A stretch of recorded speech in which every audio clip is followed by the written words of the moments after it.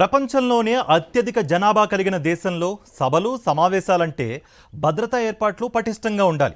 సమాజంలో కీలక పాత్ర పోషించే వ్యక్తులు, సినిమా, రాజకీయ నేపథ్యం ఉన్న వ్యక్తుల ర్యాలీలకు ముందస్తు ప్రణాళికలు ఉండాలి. కానీ గత కొన్ని రోజులుగా దేశంలో అలాంటి పరిస్థితి కనిపించడం లేదు.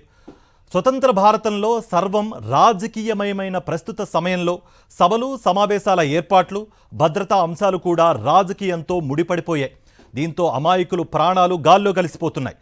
తమిళనాడు కరూర్ తొక్కిసలాట ఘటనలో మృతుల సంఖ్య కూడా అంతకంతకు పెరుగుతోంది. ఇప్పటికే 40 మంది మరణించగా 100 మందికి పైగా ఆసుపత్రిలో చికిత్స పొందుతున్నారు. ప్రయాగ్రాజ్, బెంగళూరు చిన్నస్వామి స్టేడియం, తిరుపతి, ఇప్పుడు తమిళనాడు కరూర్ విజయ్ ర్యాలీ. ఇలా సందర్భం ఏదైనా తొక్కిసలాటలు దేశంలో సర్వసాధారణంగా మారిపోయాయి. ఒకరిద్దరు కాదు, 10ల సంఖ్యలో ప్రజలు ప్రాణాలు కోల్పోతున్నా ప్రభుత్వాలు మేల్కొనడం లేదు. సభలకు అనుమతులిస్తే ఓ బాధ, ఇవ్వకపోతే మరో బాధ అన్నట్లు తయారైంది ప్రస్తుత పరిస్థితి.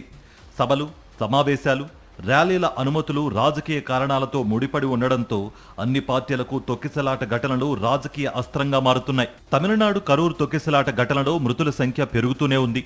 ఇప్పటికే 100 మందికి పైగా బాధితులు పలు ఆసుపత్రుల్లో చికిత్స పొందుతున్నారు. మృతుల కుటుంబ సభ్యుల రోదనలతో మార్చురీ పరిసర ప్రాంతాలు మారుమ్రోగిపోతున్నాయి.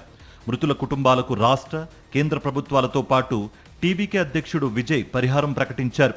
రాష్ట్ర ప్రభుత్వం మృతుల కుటుంబాలకు 10 లక్షల పరిహారం అందిస్తామని ప్రకటించింది. ఇటు కేంద్రం కూడా మృతుల కుటుంబాలకు 2 లక్షల పరిహారం ప్రకటించింది.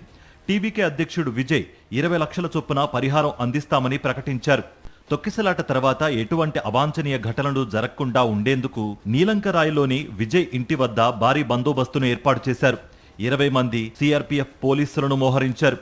కేంద్రం ఇప్పటికే విజయ్కు వై కేటగిరీ భద్రతను కల్పిస్తోంది. విజయ్ ఇంటి దగ్గర రోడ్డుకు ఇరువైపులా బ్యారికేడ్లు ఏర్పాటు చేయగా అసిస్టెంట్ కమిషనర్ ఆఫ్ పోలీస్ నేతృత్వంలో 20 మందికి పైగా పోలీసులు భద్రత కల్పిస్తున్నారు. భద్రతా కారణాల దృష్ట్యా ఆయన ఇంటి చుట్టూ అదనపు పోలీస్ అధికారులను మోహరించారు. ఇదిలా ఉండగా తొక్కిసలాట ఘటనలో మృతుల సంఖ్య పెరుగుతోంది.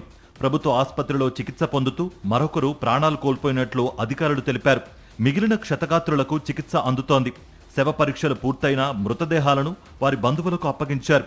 క్షతగాత్రుల్లో 26 మంది డిశ్చార్జ్ కాగా మరో 100 మంది వేర్వేరు ఆసుపత్రిలో చికిత్స పొందుతున్నట్లు అధికారులు తెలిపారు. వారిలో కొందరి పరిస్థితి విషమంగా ఉందని, ఒకరిని మదురై వైద్య కళాశాలకు తరలించినట్లుగా చెప్పారు.